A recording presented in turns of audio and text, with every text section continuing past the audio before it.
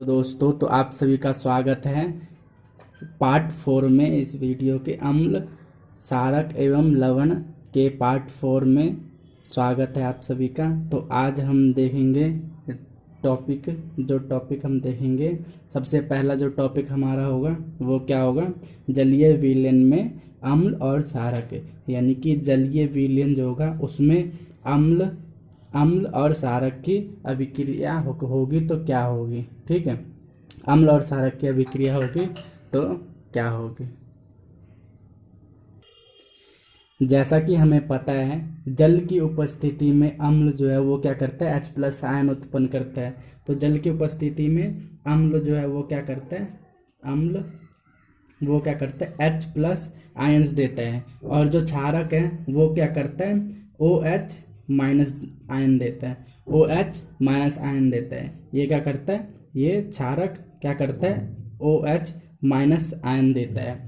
ठीक है, तो जल की उपस्थिति में हमें पता चल गया कि अम्ल जो है वो H+ आयन देता है और क्षारक जो है वो क्या करता है, OH- आयन देता है। ठीक है, तो और क्षार के बारे में मैंने बता दिया था पहले ही। तो आपने अगर वो वीडियो जाके नहीं देखा है तो वो वीडियो जाके देख लें। क्षार और क्षारक दोनों में अंतर होता है। क्षार क्या होता है, जो क्षार होता है, सभी क्षार क्षारक होते हैं।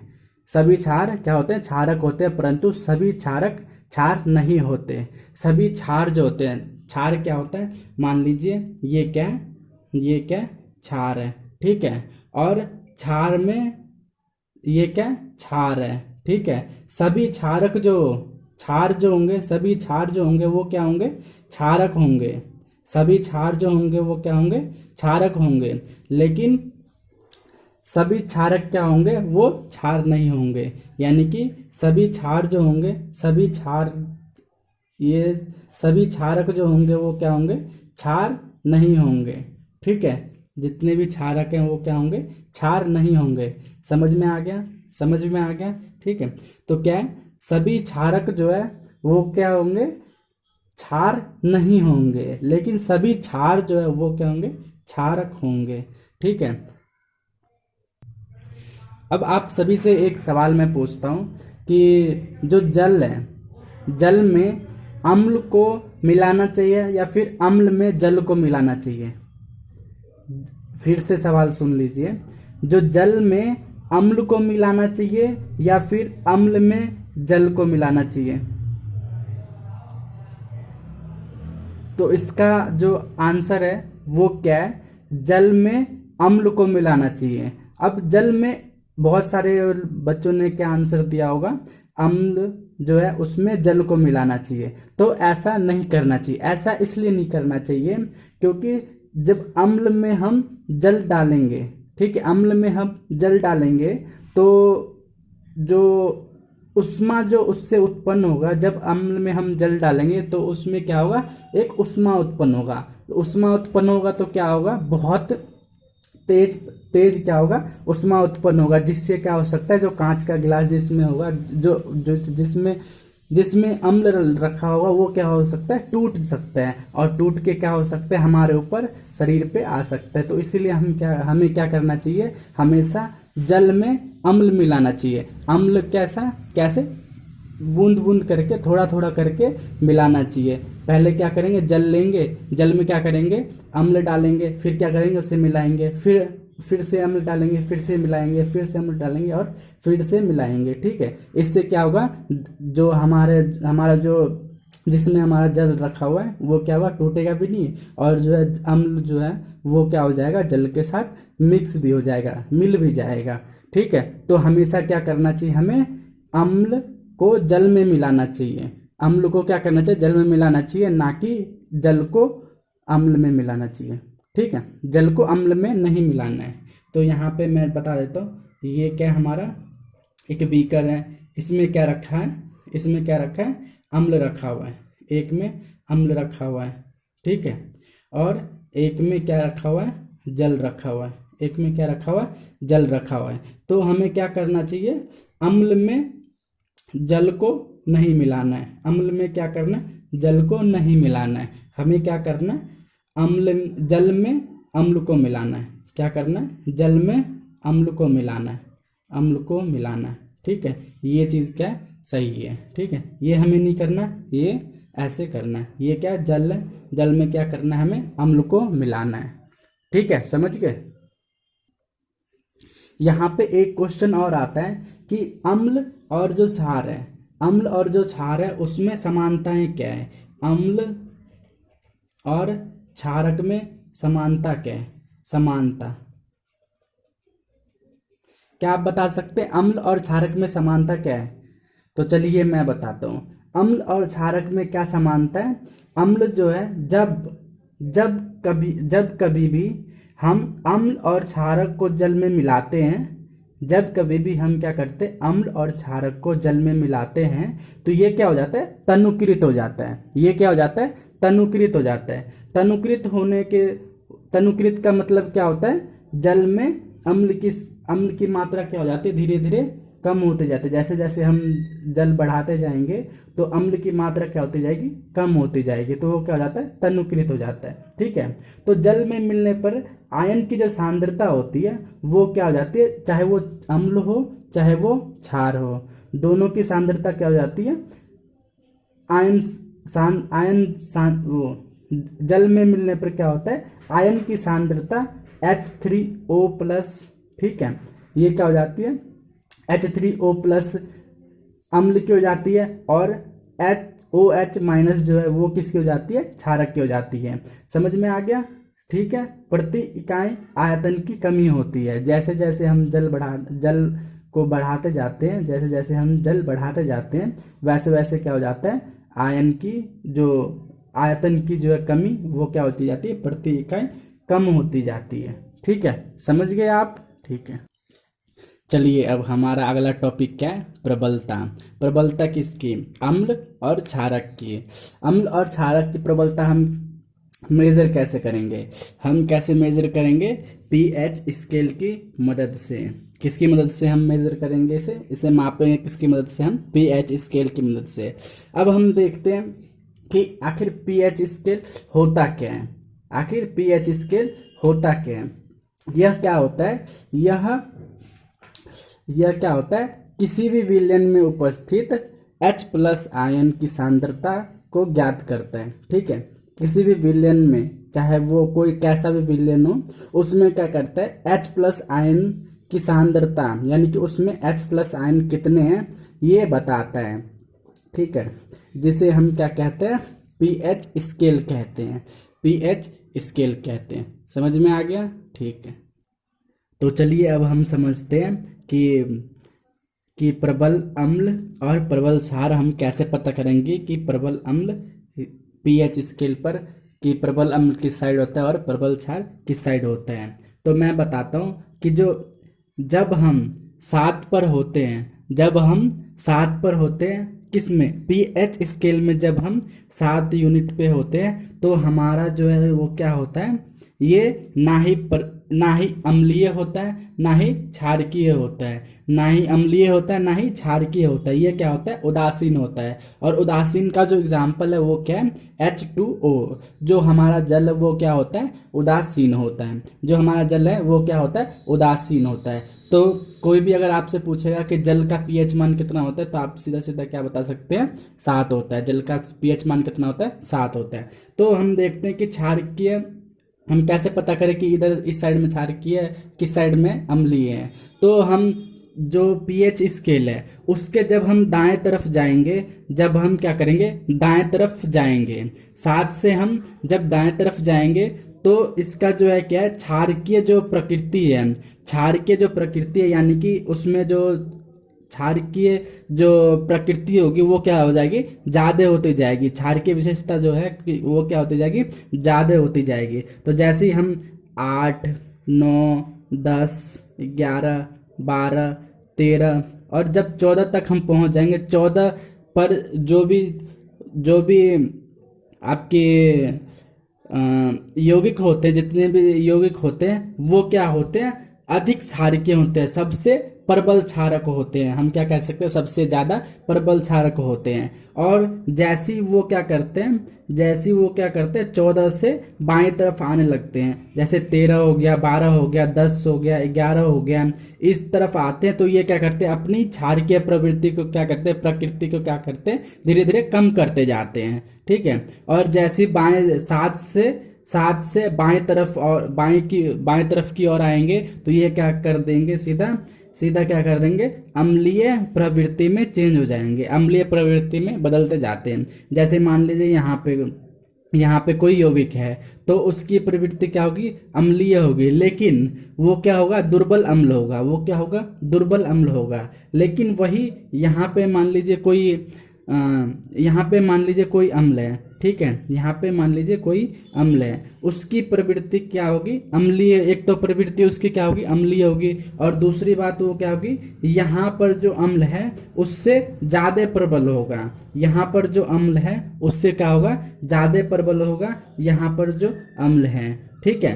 तो जो जब 7 से हम बाएं की ओर जाते हैं तो हमारा जो अम्लीय प्रवृत्ति क्या होता है, ज्यादा होता है, अधिक होता है। ठीक है। या फिर हम कह सकते हैं H+ आयन की संख्या जो है वो क्या हो जाती है, बढ़ती जाती है। H+ आयन की संख्या क्या हो जाती है, जब 7 से बाएं तरफ की ओर चलते हैं तो हमारी H+ आयन की संख्या ज़्यादा हो जाती है, अधिक हो जाती है। और जब H+ आयन की संख्या अधिक हो जाएगी तो जो अम्ल होगा वो क्या हो जाएगा, प्रबल हो जाएगा, जो अम्ल होगा वो क्या हो जाएगा, प्रबल हो जाएगा। इस प्रकार से क्षारक में भी यही होता है। क्षारक में क्या होता है, OH माइनस, इसकी प्रवृत्ति क्या होती है, अधिक हो जाती है। कहाँ पे, यहाँ पे, जैसे वो 7 से आगे की तरफ जाती है दाएं तरफ, आगे की तरफ किस तरफ, दाएं तरफ, आगे की तरफ जाती है तो ये क्या हो जाती है, क्षारकीय प्रवृत्ति क्या होती है, अधिक होने लग जाती है। ठीक है। तो यहाँ पे जब यहाँ पर कोई क्षार होगा और यहाँ पर कोई क्षार होगा तो इन दोनों में से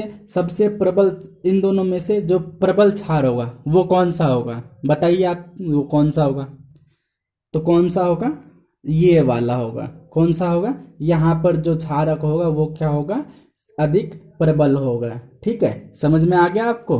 ठीक है। अगर किसी भी चीज़ पे कोई भी डाउट हो तो you can write in comment section. आप क्या कर सकते हैं, कमेंट सेक्शन में लिख सकते हैं, आप क्या कर सकते हैं, कमेंट सेक्शन में अपना डाउट पूछ सकते हैं। I will try to reply. ठीक है, मैं आपको उसका उत्तर बताऊंगा। ठीक है। अब हम देखेंगे कि हमारा जो दैनिक जीवन है, ये टॉपिक अलग है। ठीक है। हमारा जो दैनिक जीवन है उसमें जो पीएच का महत्व, जो पीएच की जो इम्पोर्टेंस है वो क्या है। ठीक है, पीएच की जो इम्पोर्टेंस है वो क्या है। तो मानव शरीर का जो पीएच होता है वो कितना होता है, 7.0 से लेके 7.8 तक ये पीएच मान होता है मानव शरीर का। ठीक है। इससे ज़्यादा होगा तो क्या हो जाएगा, हमारा जो शरीर है वो क्या हो जाएगा, क्षारकीय हो जाएगा, या फिर जब इससे कम होगा तो हमारा शरीर क्या हो जाएगा, अम्लीय हो जाएगा। और अब दूसरी बात क्या है, अम्लीय वर्षा। अम्लीय वर्षा कब कहा जाता है, जब वर्षा का जल जो होता है उसका पीएच मान क्या हो जाए, 5.6 से कम हो जाए। क्या हो जाए, 5.6 से क्या हो जाए, कम हो जाए। जब 5.6 से ये इसका जो पीएच मान है वो क्या हो जाएगा, कम हो जाएगा, तो हम कह सकते हैं कि अम्लीय वर्षा हो रही है। ठीक है। अब हमारा जो दूसरा टॉपिक है वो क्या है, पाचन तंत्र का पीएच मान। पाचन तंत्र का पीएच मान, तो पाचन तंत्र का भी पीएच मान होता है। तो उसमें हमारा जो उदर होता है, जिसे हम इंग्लिश में कहते हैं स्टोमक, वो क्या करता है, अम्ल प्रोड्यूस करता है। क्या करता है, अम्ल प्रोड्यूस करता है। वो कौन सी अम्ल प्रोड्यूस करता है, वो क्या करता है, HCl करता, हाइड्रोक्लोरिक अम्ल। ठीक है, HCl जो है हमारा उत्पन्न करता है। और जब उत्पन्न करता है तो ये क्या करता है, इसका काम क्या होता है, HCl का काम क्या होता है, ये होता है भोजन के पचाने में काम करता है। जब अपच की स्थिति आती है तो हमारा जो स्टोमक होता है, हमारा जो उदर होता है, वो क्या करता है, अधिक मात्रा में अम्ल को क्या करता है, प्रोड्यूस करता है, अधिक मात्रा में अम्ल को क्या करता है, प्रोड्यूस करता है। जब आप बहुत ज़्यादा खाना खा लेते हैं तो हमारा अम्ल क्या करता है, उसे पचाने के लिए बहुत ज़्यादा मात्रा में HCl प्रोड्यूस करता है, हाइड्रोक्लोरिक अम्ल प्रोड्यूस करता है, जिसके कारण हमारे पेट में जो क्या होता है, दर्द होने लगता है। पेट में जो है वो क्या होने लगता है, दर्द होने लगता है या फिर जलन का अनुभव होता है। तो इस स्थिति में हम क्या करते हैं, इस दर्द को हम मिटाने के लिए क्या लेते हैं, एंटी एसिड लेते हैं। ठीक है, एंटी एसिड लेते हैं। एंटी एसिड जो दवाइयाँ होती है वो क्या होते हैं, मेडिकल में मिलती है, जिसमें क्या होता है, क्षारक होता है, जिसमें क्या होता है, क्षारक उपस्थित होता है। तो वो क्या करता है, जब अम्ल और क्षारक मिलते हैं तो हमने देखा था अभिक्रिया में क्या होता है, लवण बनाते हैं। ठीक है, तो वो क्या करते हैं, दोनों क्या कर देते हैं, नेग्लेक्ट कर देते हैं, माइनस कर देते हैं। ठीक है, अम्ल और क्षारक माइनस हो जाते हैं और क्या बन जाता है, लवण बन जाता है जब अभिक्रिया करते हैं। तो इसीलिए एंटी एसिड इसमें क्या करता है, उसे क्या कर देता है, न्यूट्रलाइज कर देता है। ठीक है, तो जिसको हम अधिक मात्रा में उदासीन करता है, जैसे मिल्क ऑफ मैग्नीशियम। ये मिल्क ऑफ मैग्नीशियम भी ले सकते हैं जब क्या होता है,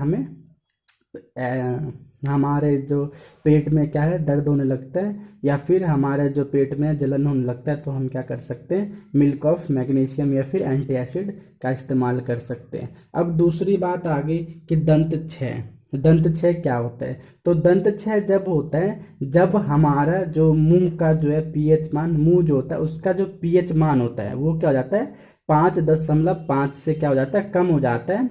तो हमारा जो है दंत क्षय क्या हो जाता है, दंत क्षय होना क्या हो जाता है, प्रारंभ हो जाता है। तो दंत क्षय होता कैसे है, तो दांतों का जो इनेमल होता है, इनेमल जिसे हिंदी में कहते हैं दंत वलक।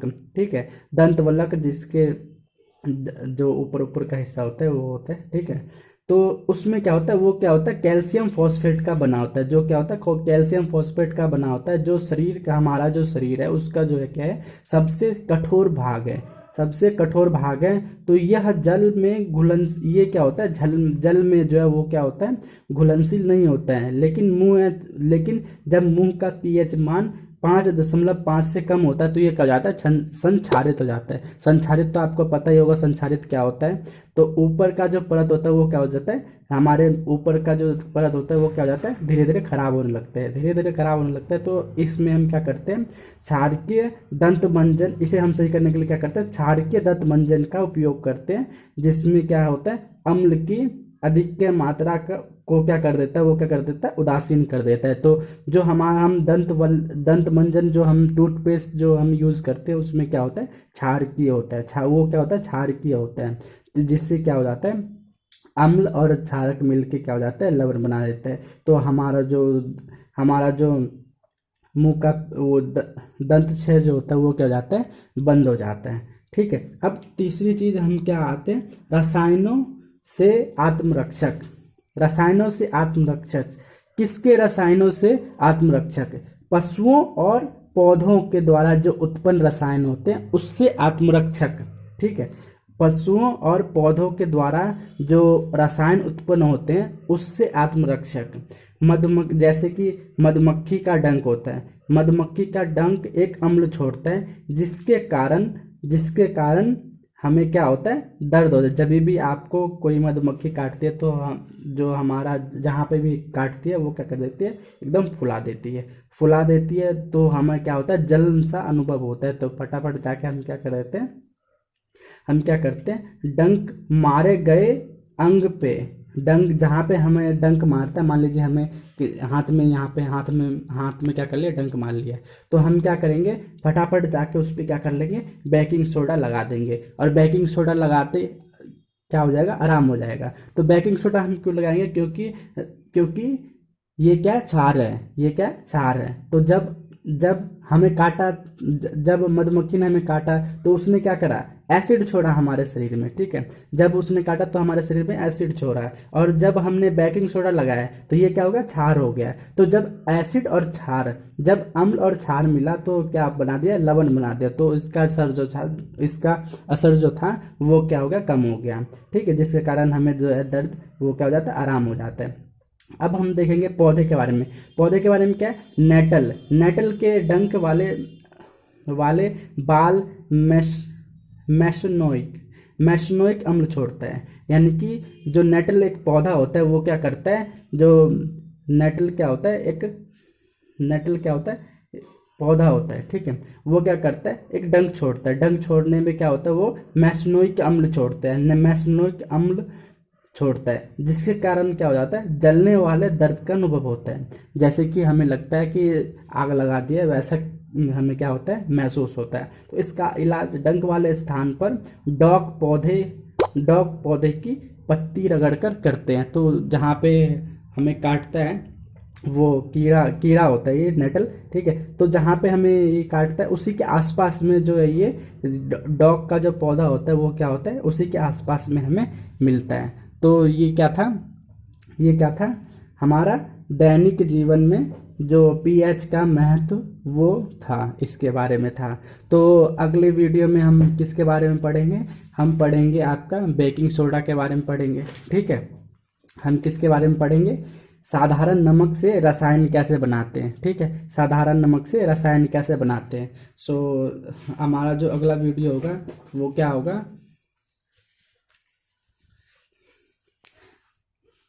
हमारा जो अगला वीडियो होगा, इसी वीडियो में मैं बता देता हूँ क्या होगा। वो क्या होगा, साधारण नमक से हम कैसे बनाएंगे, क्या सोडियम हाइड्रोक्साइड, विरंजक चूर्ण क्या होता है, बेकिंग सोडा क्या होता है, धोने का सोडा क्या होता है, और सब